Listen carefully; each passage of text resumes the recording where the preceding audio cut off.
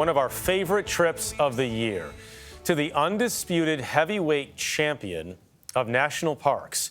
No other park comes close to how big Wrangell-St. Elias is.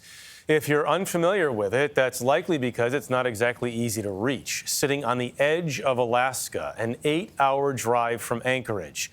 13.2 million pristine acres with an active volcano, 9 of the 16 highest peaks in America, and countless glaciers. Wrangell-St. Elias also contains the last community inside a national park. About 100 full-time residents who are convinced the best way to live is far away from everyone else.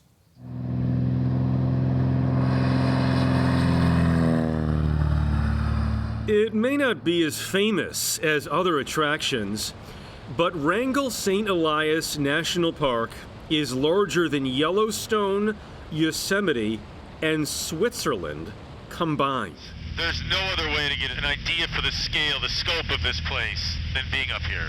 Yeah, this park, as massive as it is, would be completely underappreciated without aviation.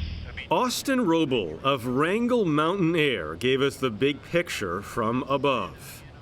If you guys look in the ice, sometimes you can see layers that function basically the same as tree rings. And you can count those like tree rings and see how many years worth of ice you're looking at. For millions of years, Wrangell-St. Elias has been shaped by the competing forces of volcanism and glaciation. I mean, how many places can you go and see both volcanic and glacial activity I know. at the same time, fire and ice? Yeah. 100 years ago, the section of the park we flew over was mined heavily, but no more. The Alaska Lands Conservation Act of 1980 protected 157 million acres in our 49 states, including Wrangell-St. Elias. Right in the middle of that, a throwback to the days of the Kennecott mining operation is still thriving. We're in the park. Yeah, we're in the geographic center of the park. I mean, it's as central as you can be in the park.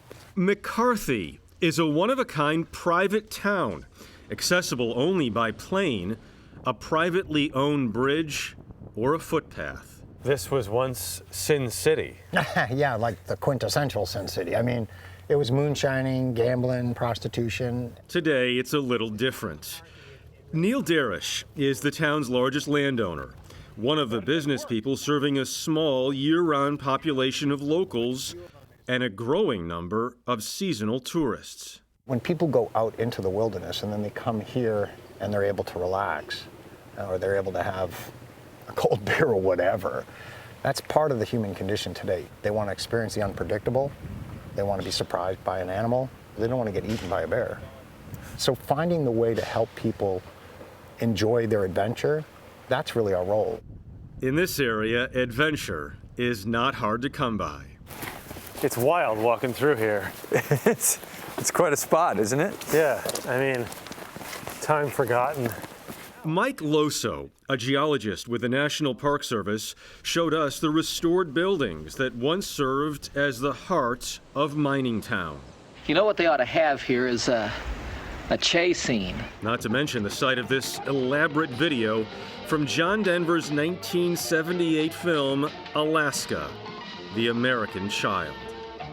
You a John Denver fan? Not many people admit that they are. I love John Denver. Do you? Yeah. Nice. Good. Makes me like you. I'm a John Denver fan, too. Huge John Denver fan. Wrangell-St. Elias is one of the only places in the world you can, with reasonable effort, actually walk on a glacier. We go out this trail a lot. We're going to see bears? Maybe.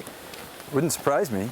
The 5-mile hike takes you through some of the most majestic beauty this land has to offer, along with interesting encounters on the way. It's a bear staring at us. I mean, he could come down and attack us right now, but I would say he's probably not going to. No, he's running away. Yeah, that's what we like him to do. We like to look at him and then watch him leave. Well, that's cool. That was cool. Yeah. Really cool. That's a little black bear. Yeah. Or wasn't medium little. sized. That Medium was not sized. little. Yeah, no, he wasn't little. It's good that you brought the bear spray. Right. He didn't bring the bear spray. FYI. The glacier we traveled to tells a familiar story. When I first came to this valley for the very first time in 1990, coming down this trail, you'd get on the ice just below where we're standing right here. And as you can see, the ice edge is quite a distance away. We're going to walk it here in a moment, and you'll feel how far it is. But that's a measure in, part of a human lifetime of how far this glacier is retreated. The irregular shape of the surface is a product of different areas melting at different rates based on sun exposure. Rock debris covers some parts more than others. The basic idea, and this is a good place to point it out, is a very thin layer of dirt absorbs more sunlight and melts faster. But a thick layer of dirt like this, just a couple centimeters thick, is enough to insulate the ice from the sun, and so it melts slower. While cycles of glaciers growing and receding over hundreds of years are normal, the rate of melting over the last half-century is impossible to ignore. How many feet down has it gone? At this particular location, about 200 feet, give or take. And when you go down to the terminus of the glacier, just a little ways downstream of us, there's a huge lake there now. We call that a proglacial lake, and that lake didn't even exist when I first came here. It doesn't even have a name, it's so new. And this summer, my son and I are gonna build a sailboat and start sailing on that lake. Really? That's the future. Making the best of a new reality while studying ways to preserve what's left.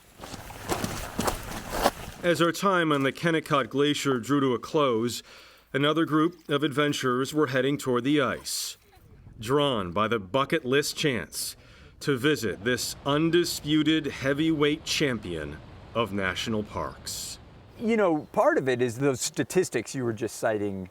They even sort of hide the truth of it, because 13.2 million acres, well, that's the park boundary, but that boundary in most directions is arbitrary. It's more mountains, more wilderness, more glaciers. North America's mountain kingdom, that's the term I prefer. So you're saying the park is actually bigger than it is, which is already the biggest? The protected lands in this area are much bigger than just Wrangell-St. Elias National Park and Preserve. It's the core of a much bigger protected landscape. How awesome is that? Super awesome. It is super awesome. Super, super awesome. There's a cool reality show on McCarthy, Alaska, if you want to check it out. Also, the food there in McCarthy is incredible. Really? Yeah, we did a dish on a place called The Potato. Yeah. Remember that? Yes. And it was just amazing. People, and it's only open 3 or 4 months a year. Yeah. You have to make it there, but they do a fantastic job. I'm just remembering that for Christmas I should have gotten you bear spray. I was just going to ask, how do you not bring bear spray? I know. Well, I thought he had brought it. That's the thing you don't just assume on. I know. Yeah. Well, I would have got you. I mean, you can't fly with it, so you need to get it when you're there. That's obviously. true.